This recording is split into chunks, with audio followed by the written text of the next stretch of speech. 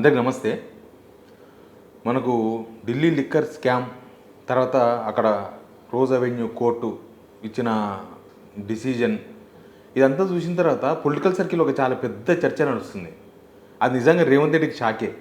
ఇక్కడ రాష్ట్ర ప్రభుత్వము ప్రతిపక్షమైన బీఆర్ఎస్ పైన పెడుతున్న కేసులు కూడా ఇంతకన్నా వీక్ పాయింట్ ఉన్న కేసులు. అసలు కనీసం దానిలోనన్నా ఢిల్లీ లిక్కర్ స్కామ్ కేసులోనన్నా కొంత స్టోరీ ఉంది, లేకపోతే ఏదో ఫోన్లు డ్యామేజ్ చేసినని, లేకపోతే సిమ్ కార్డ్స్ వాడినని, కొంత రికార్డ్స్ దొరికినాయని, ఏదో హోటల్స్లో మీటింగ్స్ అయినని, సీసీటీవీ ఫుటేజ్ ఉన్నాయని, ఇట్లాంటి చాలా చాలా కొన్ని ప్రైమరీ ఎవిడెన్సెస్ కొన్ని చూపించారు. కానీ ఇప్పుడు వీళ్ళు చెప్తున్న కేసుల్లో నేను వరుసగా 4-5 కేసులు చెప్తా. ఏ కేసులో వీళ్ళ దగ్గర ప్రైమరీ ఎవిడెన్స్ కూడా లేదు. ఆ ఎవిడెన్స్ లేకపోవడంతోనే ఇవన్నీ గాలి కేసులేమో, ఇది కూడా లాస్ట్కి ఏదో రోజు ఇట్లాంటివి అవుతుంది. రేవంత్ రెడ్డి కేవలం పొలిటికల్ రివెంజ్ తీర్చుకోనికేనో, లేకపోతే ఆయన పొలిటికల్గా సంతృప్తి చెందనికేనో, ఆయన కక్షను తీర్చుకోనికనే తప్ప ఇది నిజంగానే నిలబడే కేసులా అనే డౌట్ ఒకటి వస్తుంది. అంతకన్నా ముందు సబ్స్క్రైబ్ చేయండి, షేర్ చేయండి, మాట్లాడదాం మనం ఈ విషయం పైన.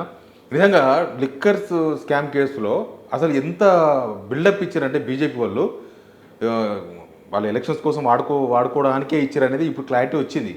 ఎందుకంటే సిబిఐ కేసును, సిబిఐ ఛార్జ్షీట్ వీక్ ఛార్జ్షీట్, దానిలో ఏమీ లేదు, వాళ్ళ ఆధారాలు లేవు వాళ్ళ దగ్గర. సిబిఐ కేసు ఆధారంగానే ఈడీ కేసు బుక్ చేసింది. ఇక తలకాయ లేనిది తోకలో ఏముంటుంది అనేది ఒక డౌట్ ఎవరికైనా వస్తుంది. అయితే దానిలో చాలా చాలా స్టోరీలు, చాలా చాలా కథనాలు మనం విన్నాం కదా. సౌత్ గ్రూప్ అని విన్నాము, లేకపోతే ఏదో హోటల్లో మీటింగ్స్ అని విన్నాము. మరి అవన్నీ ఆ ఎవిడెన్సెస్ ఎక్కడ పోయినో తెలియదు. మరి మినిమం ఎవిడెన్సెస్ కదా అవి. ఆ ఎవిడెన్సెస్ ఎందుకు లేవు? మళ్ళీ దానిలో ఏమైనా ఇప్పుడు కూల్ చేసి మళ్ళీ ఎలక్షన్స్ టైంలో కరెక్ట్గా ఆమ్ ఆద్మీ పార్టీ టార్గెట్, ఇక్కడ కల్వకుంట్ల కవిత కాదు నాకు తెలిసి, మిగతా వాళ్ళు కాదు, ఆమ్ ఆద్మీ పార్టీని కరెక్ట్గా నెక్స్ట్ ఎలక్షన్ టైంకి మళ్ళీ కేసు పుటప్ చేయడానికి గ్రౌండ్ ప్రిపేర్ చేసిన అనే డౌట్ అయితే ఒకటి ఉంది. బట్ ఇప్పటివరకు నా కేసు వరకు మనం మాట్లాడుతున్నాం. ఇక్కడ తెలంగాణకు వస్తే తెలంగాణ ఏమేమి కేసులు పెట్టిండ్రు? కాళేశ్వరం కేసు, ఫార్ములా ఈ కార్ రేస్ అని కూడా పెట్టిండ్రు. ఆల్రెడీ ఐఏఎస్ అరవింద్ కుమార్ను సస్పెండ్ చేసిండ్రు. అందరికీ ప్రమోషన్లు ఇచ్చిండ్రు, అందరికి పోస్టింగ్లు ఇచ్చిండ్రు. నిన్న మొన్న అసలు పోస్టింగ్ ఇవ్వలే ఆయనకి. నిన్ననే రేవంత్ రెడ్డి మీటింగ్ పెట్టి మరీ డిసిషన్ తీసుకున్నాడంట. తర్వాత ఫోన్ ట్యాపింగ్ కేసు, ఇవన్నీ మనం చూస్తున్నాం కదా. ఒక్కదానికి తలకాయ తోక రెండు లేవు. ఇన్ని సంవత్సరాలు సుప్రీంకోర్టే అన్నది ఫోన్ ట్యాపింగ్ కేసులో 2 సంవత్సరాలు మీరు ఇన్వెస్టిగేషన్ చేసి అసలు ఏం పట్టినరు? అది ఏముంది ఆధార్ మీ దగ్గర? ఇంకా ఎన్ని రోజులు ఇన్వెస్టిగేషన్ చేస్తారు మీరు? అసలు మీ దగ్గర బేసిక్ ఏడ ఉంది? ప్రతి కేసులో అదే జరిగింది. ఇప్పుడు కాళేశ్వరం కేసు గురించి మాట్లాడదాం. కాళేశ్వరం కేసు సిబిఐకి అప్పగించింది రాష్ట్ర ప్రభుత్వం. సిబిఐ వీళ్ళు ఆధారాలు ఇవ్వాలి. ఇప్పుడు రేవంత్ రెడ్డి ఏదో ఒకటి ఇచ్చేసి ఇదే ఆధారం అంటే సరిపోదు. దానికి బలమైన ప్రైమరీ కావాలి, ఎవిడెన్స్ కావాలి. ఏదో ఇప్పుడు లిక్కర్ కేసులో స్టోరీలు ఎట్లా వెళ్ళిర్రు మనం చూసినాం కదా. పలానా ఆయన ఎవరో చెప్పిర్రంటే ఈయన తీసుకుపోతారు, ఈయన చెప్తే ఇంకోటి తీసుకుపోతారు. అసలు ఆయన ఎంత చెప్పిందని ఎంత నిజం ఉందో, ఈయన చెప్పిందని ఎంత నిజం ఉందో, దానికి ఎవిడెన్సెస్ ఉన్నో ఏమీ తెలియదు. ఇప్పుడు సేమ్ ఇదే కేసు ఇక్కడ కూడా. మనం ఫస్ట్ కాళేశ్వరం నుంచి స్టార్ట్ చేద్దాం. కాళేశ్వరంలో ఏం జరిగిందో ఇప్పటిదాకా తేలలే. సిబిఐకి అప్పగించారు, ఆధారాలు లేవు. ప్రభుత్వం దగ్గర ఆధారాలు ఉంటే అసలు జోషి కమిషన్కే, పీసీ జోష్ కమిషన్కి ఇచ్చేవాళ్ళు. అసలు కమిషన్ రిపోర్ట్లో ఏముందో కోర్టులో చూసినాక నిన్ననే కోర్టులో హీరింగ్ అయింది. అంటే పిలిచింది సాక్షులుగా మొత్తం పొలిటికల్ ప్రాపగాండా తప్ప బేస్ కనిపిస్తలేదు. అసలు దానిలో 1,00,000 కోట్ల అవినీతి అన్నారు. అసలు ఎన్ని కోట్ల అవినీతి జరిగింది? 7 కోట్ల అవినీతి జరిగినట్టుగా, అది కూడా ఆఫీసర్స్ లెవెల్లో అవినీతి జరిగినట్టుగా కమిషన్లో రిపోర్ట్లో రాసిండ్రు. సిబిఐ ఎందుకు చేపట్టలేదు అని అంటే దానిలో ఏమీ లేదు. రేవంత్ రెడ్డి ఎవిడెన్సెస్ ఇవ్వాలి. ప్రతిపక్షంలో ఉన్నప్పుడు సిబిఐని కలిసి నేను చాలా పేపర్లు, ఇంతలో పేపర్లు పట్టుకొని పోయినా ఇచ్చొచ్చిన అన్నాడు. అధికారం వచ్చిన తర్వాత ఆ పేపర్లు ఎటుపోయినావో, అసలు ఆ పేపర్లు ఒరిజినలా డూప్లికేటా, ఉత్త పేపర్లా, జిరాక్స్ పేపర్లా ఏమో తెలియదు, ఇప్పటిదాకా లేదు. ఫోన్ ట్యాపింగ్ కేసులో అసలు ఈయన చెప్పిన ఆయన పిలిచిండ్రు, ఆయన చెప్పిన ఈయన పిలిచిండ్రు. ఆయన ఎవరో బిగ్ బాస్ అని చెప్పేసి, బిగ్ బాస్ అంటే ఖచ్చితంగా కేసీఆర్ ఉండొచ్చు అని చెప్పి కేసీఆర్ని పిలిచిండ్రు. బిగ్ బాస్ అంటే కేసీఆర్ కాదు కేటీఆర్ ఉండొచ్చు అని చెప్పి కేటీఆర్ని పిలిచిండ్రు. అట్లా కాదు అని హరీష్ రావుని పిలిచిండ్రు. అంత కన్ఫ్యూజ్ మామలా. అంటే దీనిలో కూడా ఏమీ లేదు. ఇప్పటిదాకా ఫోన్ ట్యాపింగ్ కేసులో సింగిల్ కంప్లైంట్ లేదు. ఎవ్వరు మా ఆస్తులు కొల్లగొట్టిండ్రు, ఫోన్ ట్యాపింగ్ చేసిన రాలేదు. ఏ సినిమా వాళ్ళు మమ్మల్ని ఇబ్బంది పెట్టిండ్రు, ఫోన్ ట్యాపింగ్ చేసిన రాలేదు, ఏమీ లేదు. దానిలో కూడా నో ఎవిడెన్స్.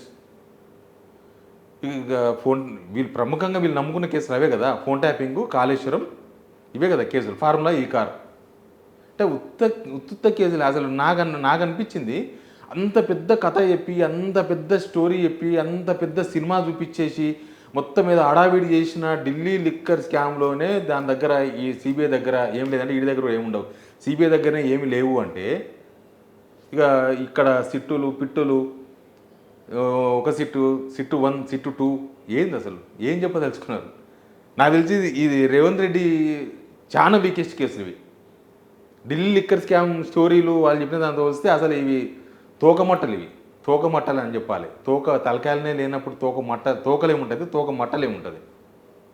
ఇది రేవంత్ రెడ్డి కేవలం పొలిటికల్ గాసిప్స్ పెంచుకోవడానికి, లేకపోతే మాకు గుంపు మీడియా ఉంది వాళ్ళ మీద ఒక బట్ట కలిసి ముఖం మీద పడేయచ్చు, లేకపోతే వాళ్ళని వీక్ పొలిటికల్గా ఒక గేమ్ ఆడదాం, పొలిటికల్గా అవతలను వీక్ చేస్తే మనం వీక్ అవుతున్నాం, అవతలను కూడా వీక్ చేయాలనే ప్రయత్నం తప్ప దీనిలో ఏం కనిపిస్తుంది?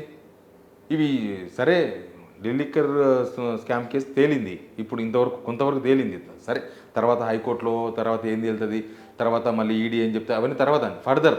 ప్రస్తుతానికి ఒక స్టెప్ దగ్గర మాత్రం ఎవిడెన్సెస్ లేవు కదా వాళ్ళ దగ్గర. సేమ్ ఈ కేసులో చివరి దాకా వచ్చినాయి అన్ని ఇన్వెస్టిగేషన్స్. కాళేశ్వరం అయిపోయింది కదా, విచారణ కమిషన్ విచారణ రిపోర్ట్ ఇచ్చేసి చాలా రోజులు అయిపోయింది కదా. ఇప్పుడు కూడా హైకోర్టులో ఏముందో గవర్నమెంట్ అసలు దానికి కౌంటర్ చేయాలంటే నెల టైం తీసుకుంటుంది కాళేశ్వరం విషయంలో. అసలు ఈ విచారణ కమిషన్ చెల్లదు, ఈ రిపోర్ట్ ఇచ్చిన చెల్లదని చెప్పేసి కేసీఆర్ కోర్టుకు పోయిండు. దానికి రిప్లై చేయడానికి గవర్నమెంట్ టైం లేదు. ఫోన్ ట్యాపింగ్ కేసులో ఓన్లీ ఎలక్షన్స్ వచ్చినప్పుడు మాత్రమే వాడుకుంటారు తప్ప దానిలో ఏం రియాలిటీ ఉందో, దానిలో ఏమైందో, వీళ్ళ దగ్గర ఏమున్నావో ఆల్రెడీ ఎవిడెన్సెస్ లేవు, మొత్తం మూసినదిలో పడేసిందని చెప్పినారు. మళ్ళీ వీళ్ళ దగ్గర ఇంకేమేమి ఎవిడెన్సెస్ ఉన్నో తెలియదు. ఫార్ములా ఈ కార్ కేసు అయితే ఒక పెద్ద జోక్. వీళ్ళు డబ్బులు పంపించిండ్రు ఇక్కడ నుంచి, హెచ్ఎండిఎన్ నుంచి. ఆ కంపెనీలో డబ్బులు ఉన్నాయి, వాళ్ళే గవర్నమెంట్ లేఖ రాసిర్రు మా దగ్గర డబ్బులు ఉన్నాయని. ఇంకా దీనిలో అవినీతి ఎక్కడ జరిగింది? తలకాయతో ఒక సంబంధం లేకుండా ఎట్లా మాట్లాడుతున్నారు? ఇవన్నీ చూసిన తర్వాత నాకు ఇవన్నీ పొలిటికల్ ప్రోవోక్ కేసులు. అంటే అవతలని ఇబ్బంది పెట్టాలనో, లేకపోతే మనం ఏదో లబ్ధి పొందాలనో. ఇప్పుడు అందరూ అదే కదా మాట్లాడుకుంటున్నది. ఇప్పుడు ఢిల్లీ లిక్కర్ స్కామ్లో ఢిల్లీలో బీజేపీ గవర్నమెంట్ వచ్చింది, తెలంగాణలో వాళ్ళకు రాకపోయినా సరే కానీ కేసీఆర్ను ఓడించగలిగినరు.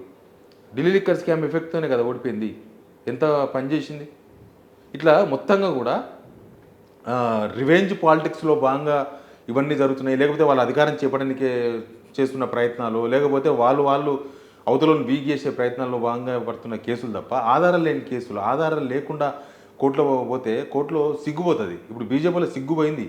అసలు ఎన్ని పెద్ద మాటలు మాట్లాడినరు ఢిల్లీ లిక్కర్ స్కామ్ కేసులు, చాలా పెద్ద మాటలు మాట్లాడినరు. ఏదో మొత్తం ప్రపంచం మునిగిపోద్ది అన్నట్టు మాట్లాడినరు. ఇప్పుడు మళ్ళీ బీఆర్ఎస్ వాళ్ళు కాంగ్రెస్ వాళ్ళు సేమ్ బీఆర్ఎస్ వాళ్ళ మీద పెట్టిన కేసుల్లో అదే మాట్లాడుతున్నారు.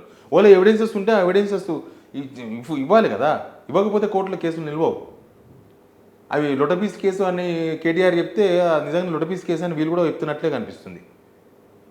ఇట్లా మొత్తం కూడా ఈ కేసులో చుట్టూ తిరుగుతున్న పాలిటిక్స్ జరుగుతున్న కేసులో ఏమో తెలియదు కానీ ఇదన్నీ లొట్టపీస్కు మించిన కేసులు అని మాత్రం చాలా క్లియర్గా కనబడుతుంది. చూద్దాం ఏం జరుగుతుందో ముందు.